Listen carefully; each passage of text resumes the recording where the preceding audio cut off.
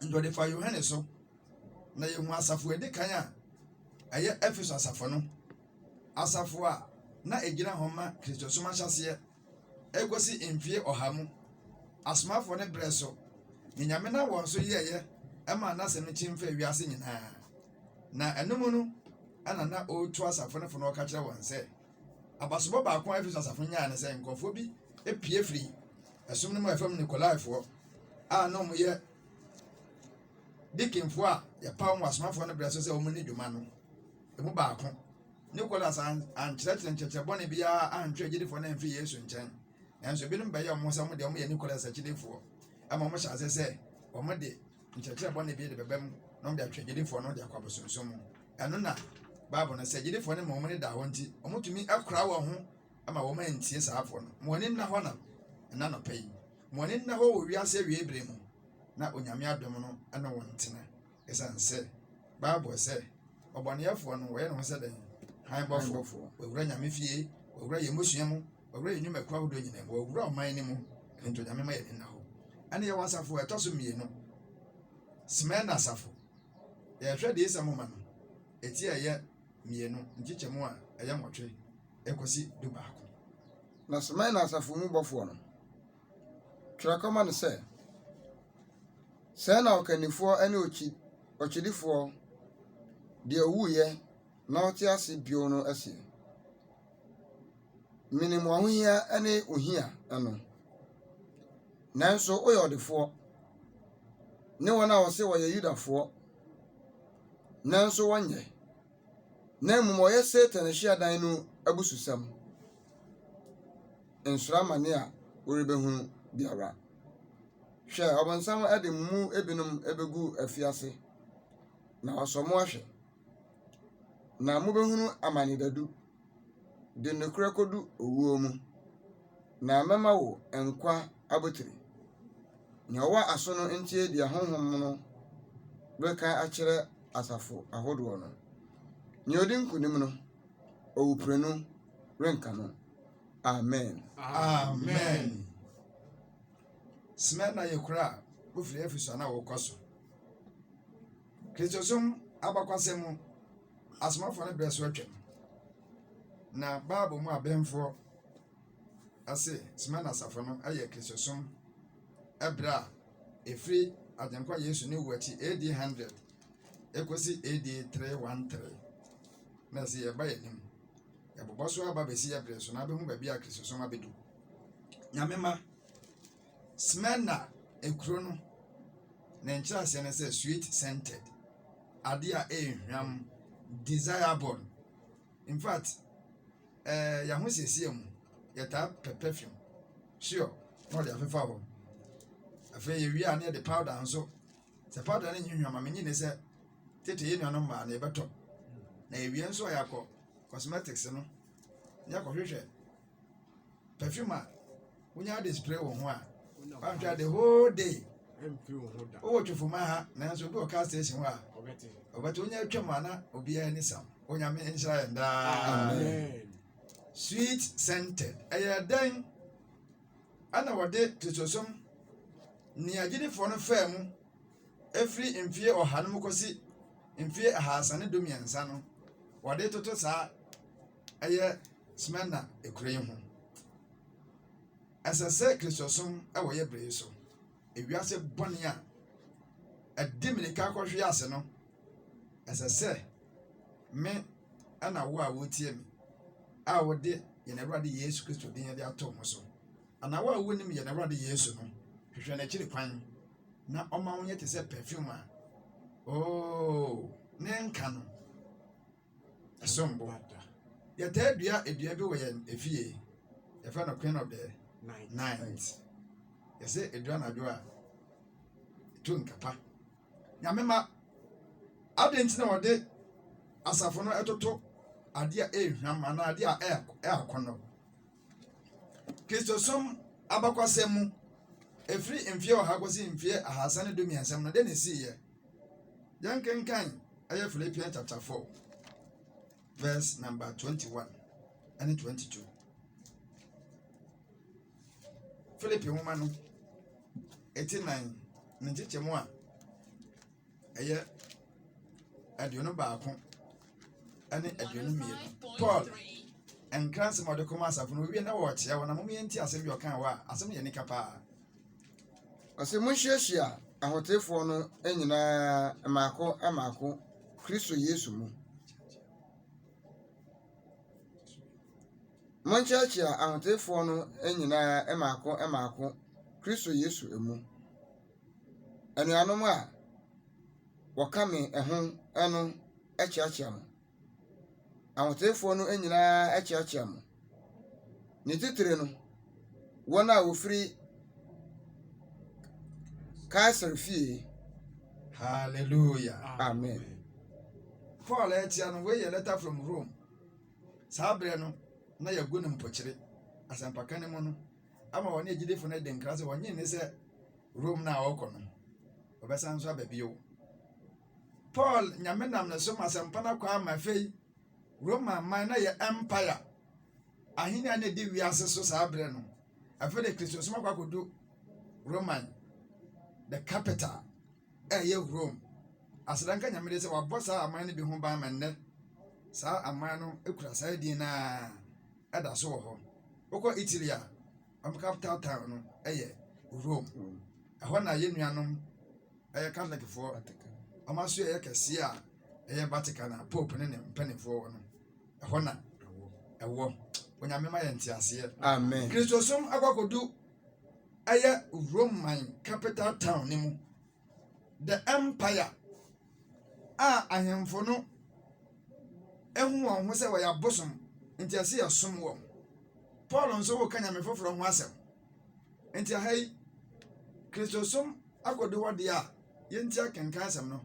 Paul sɛ ɔkyea Filipifoɔ no na wɔn a wɔfiri Kaesare fie mpo no akyea Filipifoɔ no kyerɛ sɛ ɔhene nankasa ne fiefoɔ no binom agye sampa no di against the worship of idols. Abosonsom tumi a Roman wɔ na hoɔden a ɔwɔ no Kristosom pɛ sɛ otu aseɛ. Enti ɛbɛyɛ dɛn ɛna Paul ne wu akyi na afei Kristosom ewura Roman ahenni no mu afei de akɔkɔdu asoɛyɛ hɔ no agyedefo no bɛtumi ne saa tumidie sɛnea na ɛte wɔ Efeso no ɔmbɛtumi ne saa tumidie no adi asie. Na no na kenka asɛm no sɛ Smyrna asafo ɔbɔ wɔn ba so. Hallelujah. Na deɛ di kan no wɔ se to the angel of the church. Nyame asɛmpakafoɔ the leaders of the church today. Yesu kasa kyerɛ yɛn. Nkra nsɛm no nyinaa ɔde ma abɔfoɔ no the leaders. Ɛsan sɛ eti baako nkyɛmu donso kɔ no wɔ se nsoma nso no ho yɛ no ɛyɛ asafo nson no akanifoɔ. Enti asɛmpakafoɔ adiifoɔ asɔmpanifoɔ yɛne anyame de asom dwumadi ahyɛ yɛn nsa moma yɛnyɛ hwɛ yie na nnɛ Kristosom baabi a ɛdu no yɛbrɛ nneɛma bebree ase ma yɛse yɛpɛ sɛ wiase no ɛba embrace Christianity na ewiase no ɛfa Kristosom no ama nneɛma bi a ɛwɔ ewiase no mu no abɛwura Kristosom nnɛ ne paa sɛ sɛ agyinifoɔ nya wɔ Kristosom no ɛyɛ ayera.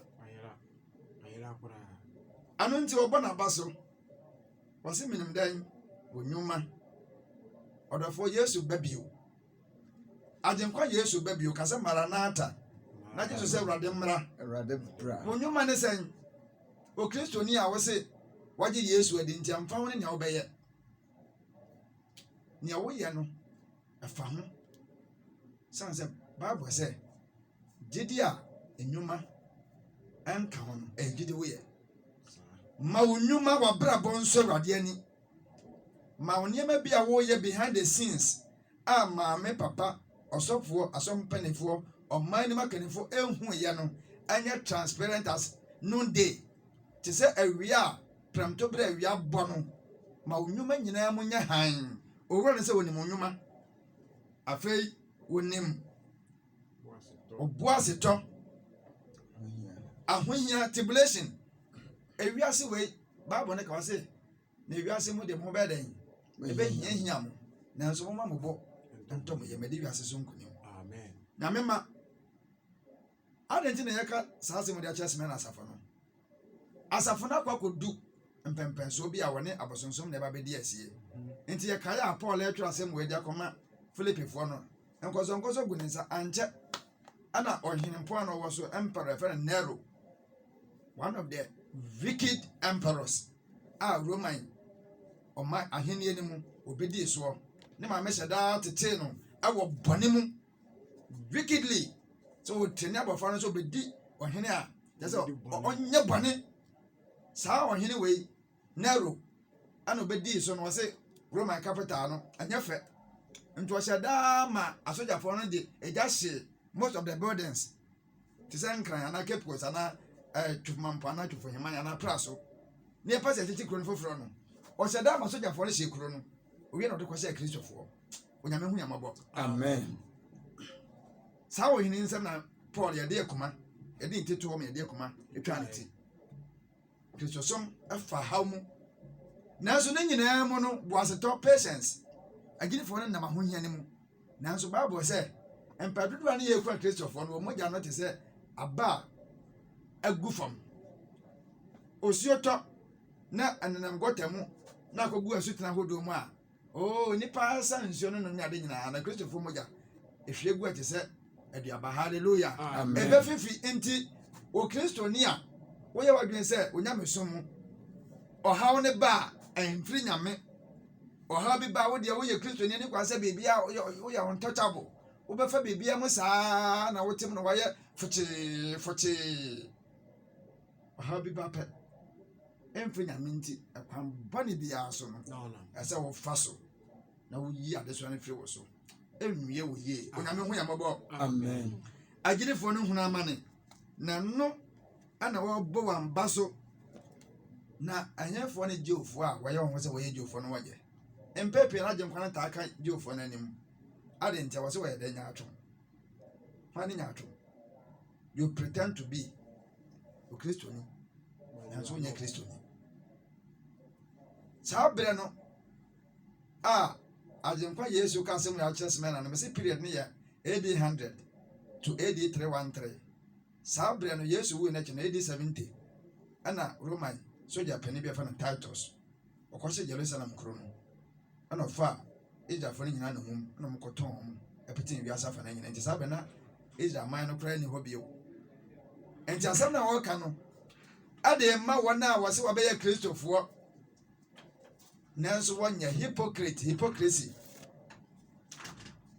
nyame ma yese ye Kristofo na nese we nso ewiase na wura ye mu ama o Kristoni wona ba akosi nyame fie ba akosi abosomfie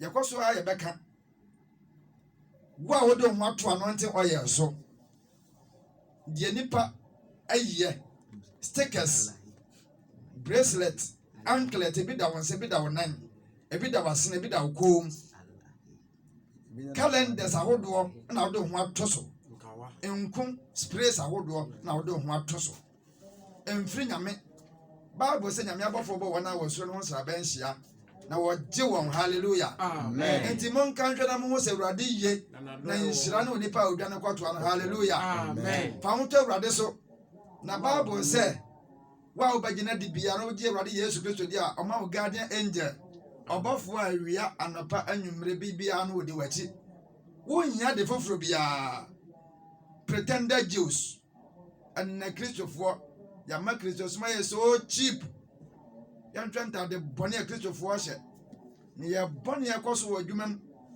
monten so nyina no ubahwe betwa na Christopher di mu akotere kata hye yakoso ye nwumam 95%. a Christopher na yesa na ma no pretender Jews hypocrisy. And the first John chapter 2 verse 15 says, "Mama no we ase, and I never we ase." So be do we ase a. Eja no doni ne mu. Anadia asempakafo me ka ho bi. Enu anu ma atwa ye hwahia wa ha ye ka ho. Adifo ne asofo ne asompanifo ase. Oh, we ye Kristoni. Now how to dia. Emfri nya mesma na asafo no. Wase wo ye sue centered. Oha what abosomfie. Enso tu hia. Wanya tumedie ne panini na edi asie odi yaw nanso agenkwa Yesu say den eso nani sesa afo no egina de ama no na ɔbɛnfoɔ bi ka asɛm bi wɔ se the Jews are members who are children of disobedience. Asoɔden ɔgyedeni a onyuma mfata Yesu. They are those who choose to sin, follow 105.3. They are those who chose to sin, who labor to make void the holy law of God. What body 10%? Bonin kwan obeye. What the Bible na to so hypocrisy. Onyame ya kyerɛ me sɛ nti amfa wo ne bra obɛbɔ. Kristosom de no ana wakomam. Nti nomsa di nuane bɔne nom enubɔne ne nante abosoma hodoɔ so na edome mene da yɔnko dɔ biako yɛkɔtɛ nyame fie ano ano no onyame ho yamɔbɔ daa. Amen. Wonnam wakwan so nanso so yɛ Kristoni. It is Satan's work to mingle evil with good. Te bɔnsam botaa ne sɛ ɔde papa bɛfra bɔne na ɔbɛnfoɔ bi nso kan bi wɔ se the Jews are Christians who prefer to follow Christ but are in heart lovers of self and of the world. Wɔsɛ wɔdɔ Yesu nanso wankasa wɔn ho siesie wɔn nnwuma a wɔyɛ no kyerɛ sɛ wɔdɔ ewiase ɛkyɛn owura Yesu Kristo na wɔdi n'akyi no.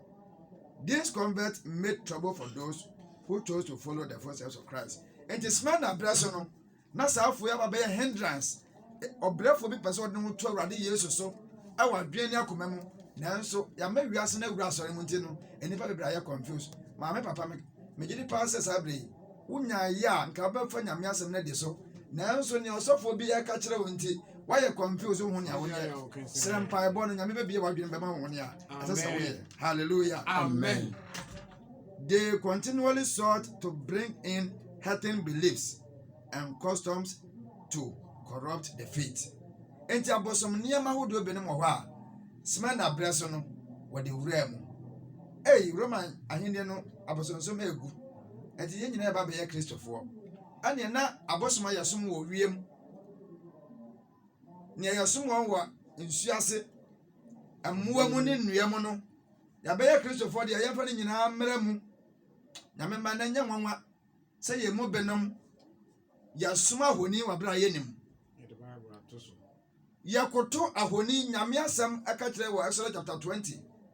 Ɔse ma yɛnkoto ade a wɔ soro sɛ yɛ Yesu mfoni sɛ yɛ Mary mfoni sɛ yɛ Peter mfoni ma yɛnkoto ma yɛnkoto nsɔre ma yɛnyɛ saa nneɛma no biribiaa nanso ne hɔ do esi. Nti Smyrna brɛ so no saa nneɛma no wura mu na yɛkɔ anim no nsafo ahodoɔ no abakɔsɛm ɛtoa so no yɛbɛhu sɛ nti a nneɛma bi asesa a ɛtɔ da a yɛgye nyame asɛm ho akyinnye wɔ berɛ a yɛnte aseɛ. Onyame mmoa yɛn daa. Amen. Ano nti ɔhempɔn ɛfɛ no Diocletian ne brɛ so no wɔ se wobɛhunu amane. Ɔbɔneɛfoɔ no de mu bɛgu afiase how many days? 10 days. Ɔhene Diocletian emperor ne brɛ so no kane no Rome wokɔ sports and a stadium ɛfɛ no amphitheater ɛhɔ na no mu di agorɔ na stadium baako no tumi fa nipa over 200,000 si na kaseɛ yɛse yɛbrɛ so na ɛwɔ nimdeɛ kane no na nimdeɛ wɔ hɔ paa na wobɛkɔmpo no most of the seat no wɔ hɔ a yɛ gold ne diamond ne silver no mode ayɛ. Wokɔhwɛ te sɛ nnɛ boxing anaa football anaa tennis ne nneɛma a yɛhwɛ wɔ nnɛ yi a na yɛ akristofoɔ a yɛse wɔn mpɛ sɛ ɔbɛpo wɔn gyidie na abosonsom nneɛma binom no wɔse wɔn nyɛ nti yakora wɔn dɛm no yɛde nnwan ne mpɔnkye honam ɛde akata wɔn ho ne yɛpia wɔn agu stadium no mu ne nyata ahodoɔ ne mmoa ahodoɔ ɛdi asie. Onyame nom yɛn daa. For 10 good years AD 303 ɛkɔsi AD 313 a Smyrna brɛ no twaa mu no akristofoɔ hu amane for 10 good years. Paul ɛwu atwa mu sɛ mo se mobɛma mo Yesu no abɛdi abosonsom so a ɛne yɛn nso yɛbɛma yɛ abosom no abɛwura Kristosom na mmom no mo nneɛma ahodoɔ a mogyidi na mokura mu no monsesa no na yɛdeɛ no momfa nyɛ adwuma. Agyidifoɔ nsɛ daabi nti for 10 good years no wɔtaa wɔn nanso owura yesu kristo ɛbɔ wɔ aba so onyame ɛnom yɛn daa nyame mmoa yɛn na yɛntumi nyinama no ɛnɛ ewiase no awura nyame asafo ne mu nyame hwehwɛ ɔhwehwɛ me no mmienu sɛ yɛbɛgyina ɛde ama no timothy sɛ 2 Timothy 3:12 wonya bra no akenkan ɔse all those who want to live godly life in Christ Jesus will be persecuted enti kristo so manyafo mame hyɛ ne nso abranta kete sɛ nyafo woyɛ kristoni ana wato bible na twe afe baako bosome baako bosome nsia mfie dodo bebree na wo pensira de bia akɔ asɔre apase yɛhyira wo wo gye nneɛma ade bɛbɔ brase ne bɛyɛ ɔbɛyɛ nhyira bato mmɔ mpaeɛ ma wo ho bible no wo mmiem fasting and prayers kora wo nyɛ bi obi na ɛyɛ ma na wotua ne ka wɔyɛ kristo som wobɛhu amane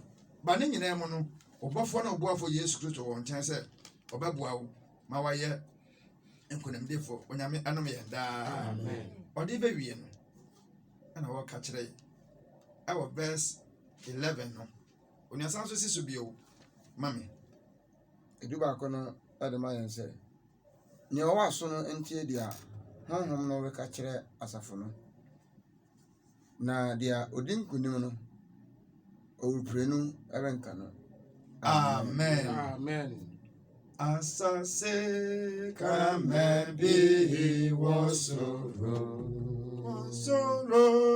didim anyone yadimu na eja retreye wokwano so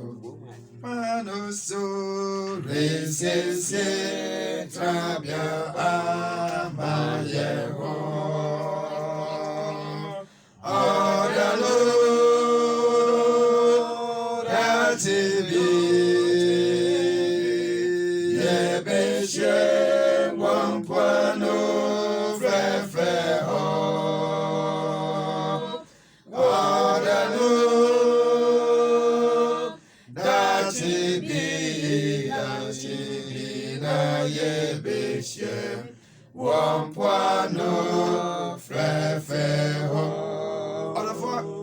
Yesu hu sɛ woyɛ sue centered te sɛ soma na asafo no ɔhaw wɔ hɔ but wowura yesu hu sɛ wo so mboma no hallelujah amen yareɛ ne wɔ hɔ fa ho to awurade so ɔdɔfo ma ɛnni nkɔfo bi akyi na nnwane ɛmfa ho nkɔhyehyɛ ahombɔne ahodoɔ nsa na wɔ sweet smelling na ɛwɔ ho no ɛmfiri wɔ nsa ɛnte wura ne bɛpie nti Korintofo 1 Thessalonians chapter 4 16 and 17 sɛ ɛnte agyenkwa yesu bɛpie atotrobanto ne bɔ mu a Kristo ma wofo nyinaa bɛsɔre bi agyenkwa ne mma wɔ yɛbrɛ so ba saa bɛ no wakora mu die mu ama wada wobɛsɔre kane na wɔn a wɔte asɛ nso ɛbɛnya akwanya foforɔ na yɛn nyinaa yɛakɔhyia awurade wɔ yam nyame wɔn hyehyɛ pa de ma wo ɔdɔfoɔ woyɛ sweet smelling hwɛ na mode no amfiri wo nsa fa wo to ɔdɔfoɔ ɔbɔfoɔ Yesu Kristo so ɔha ne ama ne nyinaa mu no gyina ma awurade na ɔbɛhyɛ wo den sɛnea ɛbɛdum tumi gyinaeɛ